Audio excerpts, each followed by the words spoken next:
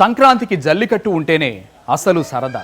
ఇది సంబురం మాత్రమే కాదు, అంతకు మించి తమిళుల సాహసానికి వీరత్వానికి ప్రతీకగా సాంప్రదాయంగా ఆడే క్రీడ జల్లికట్టు. లెట్స్ డూ కుమ్ముడు అంటూ రంకెలు వేస్తూ దూసుకెళ్లే కోడె గిత్తలను అడ్డుకొని అదుపులోకి తెచ్చుకునేందుకు యువకులు చేసే ప్రయత్నాలు అన్నీ ఇన్ని కావు. మరి ఈ సంక్రాంతికి జల్లికట్టు విశేషాలేంటో మనము చూసేద్దామా?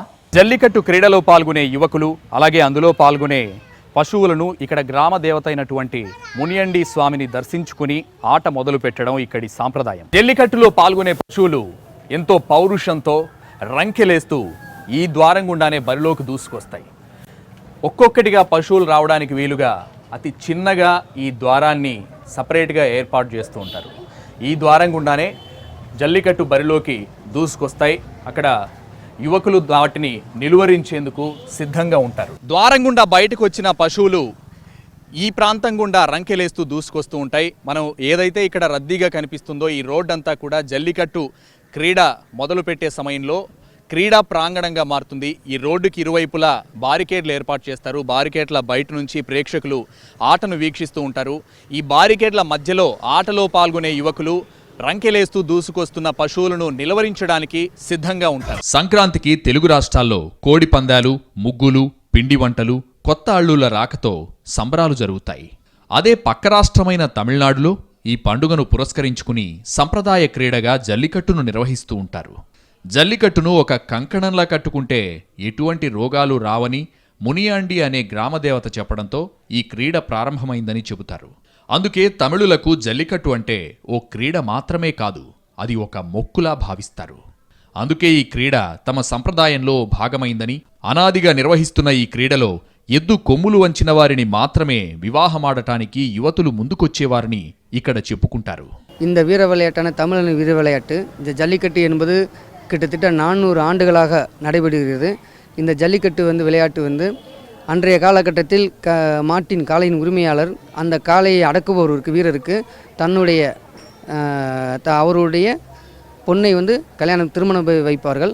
காலப்போக்கில் அது இப்போ ஒரு நவீன காலத்தில் மாறினால இப்போ மாடு பிடிக்கிறவர்களுக்கு பரிசு பொருட்களாக வழங்கப்படுகின்றன. இந்த ஜல்லிக்கட்டு என்பது நம்ம ஒரு தமிழரின் வீர விளையாட்டு. இந்த வீர விளையாட்டு இளைஞரின் வீர விளையாட்டை வீரத்தை காண்பிக்கும் ஒரு இடமாக அலங்காநல்லூர் ஜல்லிக்கட்டு அமைந்துள்ளது. இந்த ஜல்லிக்கட்டு வருடம் தை 2వ నాள் 3వ నాள். జల్లికట్టు క్రీడకి ఎన్నో ఏళ్ల నాటి చరిత్ర ఉంది. పురాతన కాలం నుంచి కూడా రంకెలేస్తూ దూసుకొచ్చే పశువుల కొమ్ములు పట్టుకుని వాటిని నిలువరించడానికి ప్రయత్నించేవాళ్ళు.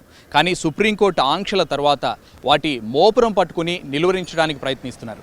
ఎవరైతే ఎక్కువ దూరం వాటి మోపురం పట్టుకుని నిలువరించడానికి ప్రయత్నిస్తారో వాళ్ళు విజేతలుగా నిర్ణయించబడతారు. తమిళనాడు రాష్ట్రంలో ప్రతి సంవత్సరం మొదట జల్లికట్టు ప్రారంభమయ్యే ప్రాంతం మధురై జిల్లాలోని పాలమేడు ప్రాంతం. ఇక్కడ ప్రస్తుతం అన్ని ఏర్పాట్లు సిద్ధం చేశారు. యువత కూడా జల్లికట్టు ఆడడానికి సిద్ధంగా ఉన్నారు. అసలు ఈ జల్లికట్టు చరిత్ర ఏంటి? 3500 సంవత్సరాల క్రితమే ఈ పోటీలు ప్రారంభమయ్యాయా? చరిత్ర, శిలా శాసనాలు ఏం చెప్తున్నాయి? జల్లికట్టు తమిళనాడులోని వివిధ ప్రాంతాల్లో నిర్వహిస్తున్న అలంగనల్లూర్, పలమనేడులో జరిగే జల్లికట్టు ప్రపంచవ్యాప్తంగా ప్రఖ్యాతి చెందింది. జల్లికట్టు క్రీడ 3 రకాలుగా జరుగుతూ ఉంటాయి. వాడివాసల్ అంటే దేవుని గడప అని అర్థం. ఈ వాడివాసల్ గుండా వచ్చే ఎద్దు కొమ్ములకు కట్టిన దండ లేదా జెండాని తొలగించడం, పరిగెత్తుతున్న ఎద్దు మూపురం పట్టుకుని ఎక్కువసేపు ప్రయాణించడం, అలాగే గెంతులు వేస్తోన్న ఎద్దు మూపురం వదలకుండా పట్టుకోవడం, ఇలా ఒక్కో ప్రదేశంలో ఒక్కో విధంగా నిర్వహిస్తారు. సుప్రీంకోర్టు ఆదేశాల తర్వాత కొమ్ములకు కట్టిన వాటిని అందుకునే ప్రక్రియను నిర్వహించడం లేదు. ఫిబ్రవరి 14 నుంచి 3 రోజుల పాటు నిర్వహించే ఈ ఆటలో ఒక్కో రౌండ్కి 200 మంది యువకులు పాల్గొంటారు. ఆటకు ముందే బ్యాచ్లుగా డివైడ్ చేసి 1 గంటకు ఒక బ్యాచ్ని అనుమతిస్తారు. మొదటి రౌండ్లో గెలిచిన వారు రెండో రౌండ్కి అర్హులవుతారు. ఇలా ఉదయం 8 గంటల నుంచి సాయంత్రం 4 గంటల వరకు సాగుతుంది ఆట. ఇక బహుమతుల విషయానికి వస్తే నిర్వాహకులు బైక్, బీరువా, కొంత మొత్తం డబ్బు, ఇలా రకరకాలుగా ఉన్న యువకుల దృష్టి అంతా ఆటపైనే ఉంటుంది. ஒரு பேட்சுக்கு 100 வீரர்கள் உள்ளே இருப்பார்கள். அந்த 100 வீரர்கள் கொண்ட அந்த 1 hour அந்த ஒரு பேட்சில் சராசரி ஒரு காளைகள் வெளியேறணும் 1 நிமிடம் என்றால் 60 காளைகளிலிருந்து 65 காளைகள் மேலே, குறைந்தபட்சம் ஒரு 85 காளைகள் வரையும் அவுக்கப்படுகின்றன. மொத்தம் இந்த ஜல்லிக்கட்டில் பங்கேற்படும் காலையில் 8 மணிக்கு ஆரம்பிக்கப்பட்ட ஜல்லிக்கட்டு மாலை 4 மணி நடைபெறும். இந்த ஜல்லிக்கட்டு மொத்தம் காளைகள் பங்கு பெறும் 700 காளைகள் பங்கு பெறுவார்கள். வீரர்கள் மற்றும் மாடுபிடி వీரர்கள் 700 వీరர்கள் పங்గు పెరుగుతారు. ఈ జల్లికట్టు క్రీడను తమిళనాడు రాష్ట్రంలోని అనేక ప్రాంతాల్లో నిర్వహిస్తుంటారు. ముఖ్యంగా ఈ మధురై జిల్లాలోని అలంగనల్లూరు గ్రామంలో ఈ క్రీడకు ప్రసిద్ధి. జల్లికట్టు క్రీడ కోసమే ఈ పశువుల్ని ప్రత్యేకంగా శిక్షణ ఇస్తుంటారు. అసలు ఈ శిక్షణ ఎలా ఇస్తుంటారు, ఎన్ని రోజుల ముందు నుంచి ఇస్తుంటారు, ప్రతి సంక్రాంతికి జరిగే జల్లికట్టు క్రీడకు ఎటువంటి ఏర్పాట్లు చేస్తుంటారో. జల్లికట్టులో పాల్గొనే పశువులకు కూడా 6 నెలల ముందు నుంచే ట్రైనింగ్ ఇస్తారు. కొందరైతే జల్లికట్టు కోసమే దూడగా ఉన్నప్పటి నుంచి శిక్షణ ప్రారంభిస్తారు. ఆవులకు రోజు ఉదయాన్నే కొంత దూరం వాకింగ్, ఆ తర్వాత స్విమ్మింగ్ చేయిస్తారు.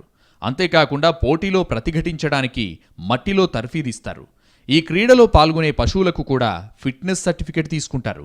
జల్లికట్టు ఆటలో పాల్గొనే ఎద్దులను దేవుడికి మొక్కినట్లుగా భావించి ప్రజల మధ్య ఎక్కువగా ప్రదర్శించరు. அலாவண்டூர்லேருந்து பேசுகிறோம். நாங்கள் காளையில் வந்து சின்ன பிள்ளையிலேருந்து வளர்க்குறோம். 6 மாதத்துலேருந்து வளர்ப்போம். 6 மாதத்துலேருந்து சாப்பாடுகள் வந்து உளுந்தங்குருணை, துவரந்தூசி இதுகளை வளர்த்து மாடாக்கிடுவோம்.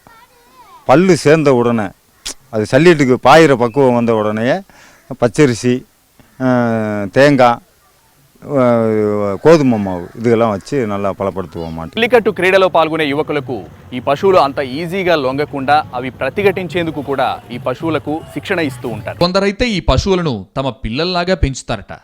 ఇంట్లో పిల్లలకి పేరు పెట్టుకున్నట్లు వీటికి కూడా పేర్లు పెట్టి పిలుచుకుంటారు.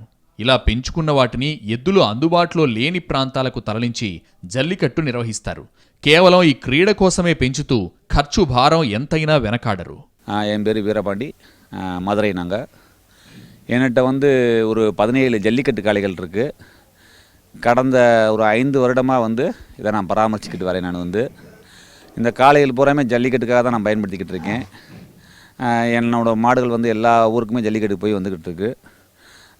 அதுபோக வந்து இவங்களை வந்து பராமரிக்கிற முறைகள் வந்து கொஞ்சம் கஷ்டம்தான். இருந்தாலும் நாங்கள் வந்து அது மேலே இருக்கோட அன்புனால் வந்து அந்த கஷ்டங்கள் வந்து எங்களுக்கு எதுவுமே தெரியாது. அவங்கள வந்து எங்கள் வீட்டு குழந்தைகள் மாதிரி நாங்கள் அவங்கள பாதுகாத்துக்கிட்டு இருக்கோம். எங்களுக்கு வந்து அவங்க வந்து ஒரு எங்கள் வீட்டு பிள்ளைகள். அவங்க வந்து எங்களை வந்து எதுவுமே எந்த டிஸ்பென்ஸுமே பண்ண மாட்டாங்க. அடுத்தவங்களை கொண்டா கொஞ்சம் இது பண்ணுவான், கோவப்படுவான்.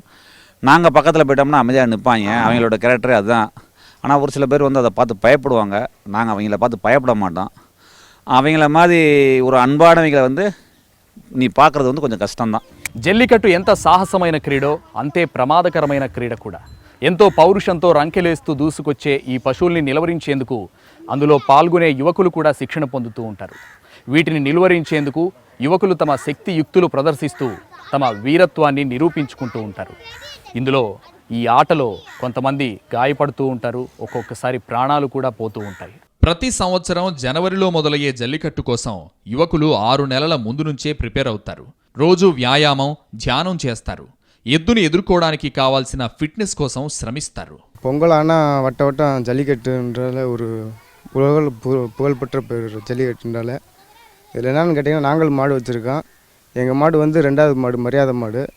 இதில் எங்கள் மாடை அவுத்துட்டு போய் கட்டினதுக்கப்புறம் நானும் போய் மாடு பிடிக்க உள்ளே போவேன். போய் நாங்கள் அதுக்கு முன்னாடி ப்ராக்டிஸ்க்கெல்லாம் எடுப்போம்.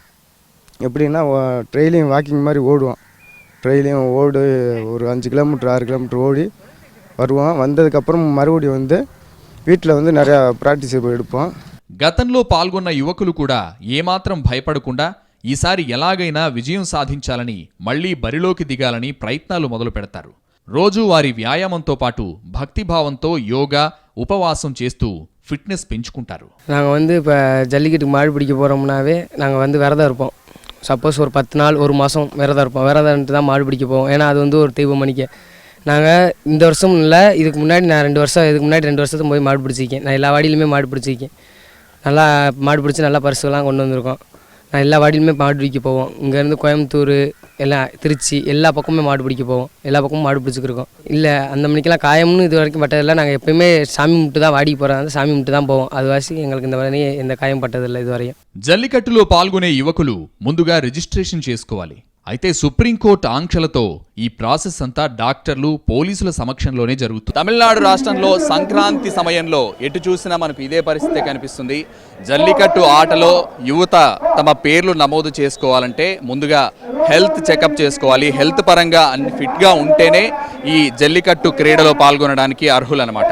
మొత్తం యూత్ అంతా కూడా తమ పేర్లు నమోదు చేయించుకుంటున్నారు జల్లికట్టు క్రీడలలో పాల్గొనడానికి.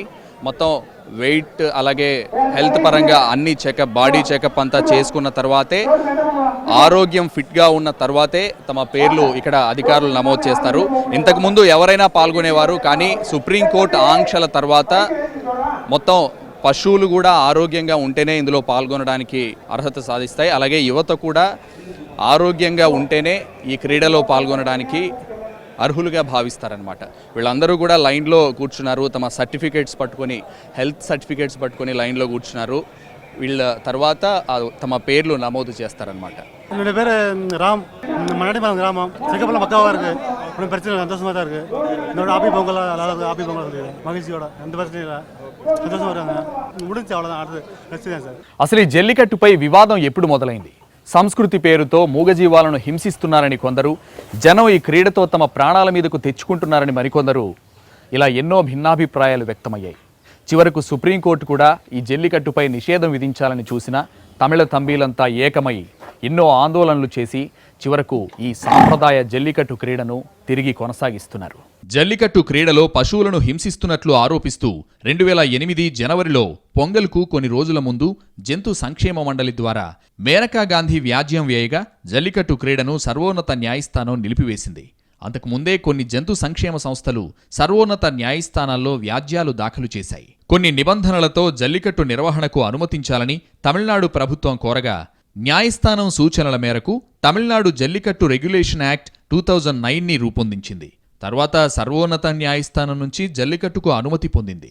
ఇలా పలుసార్లు నిషేధం, అనుమతి అంటూ కొన్ని ప్రక్రియలతో కొనసాగి ప్రస్తుతం ప్రభుత్వం సూచించిన నిబంధనలకు లోబడి ఈ క్రీడను నిర్వహిస్తున్నారు. இந்த ஜல்லிக்கட்டு விழா மாவட்ட ஆட்சியர் தலைமை கீழே ஆர்டிஓ மற்றும் தாசில்தார், அது முதல் காவல்துறை உயர் அதிகாரி முதற்கொண்டு குழு அமைத்து இந்த ஜல்லிக்கட்டு சிறப்பாக அமைவதற்கான இந்த ஜல்லிக்கட்டை பார்ப்பதற்கு உலகத்தில் உள்ள அனைத்து நாடுகளிலிருந்து ஃபாரினர்ஸ் பார்க்க வரும், பார்வையாளர் வருவாங்க. அது மட்டும் இல்லாமல் உலகத்தில் உள்ள அனைத்து தமிழர்களும் இந்தியாவில் அனைத்து இடங்களிலிருந்து இந்த ஜல்லிக்கட்டை பார்க்கறதுக்கு.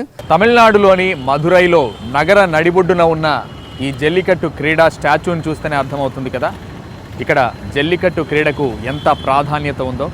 చూశారుగా, సాంప్రదాయాన్ని కాపాడుకుంటూ ఎంతో సాహసోపేతమైన ప్రమాదకరమైన జల్లికట్టు క్రీడా విశేషాల్ని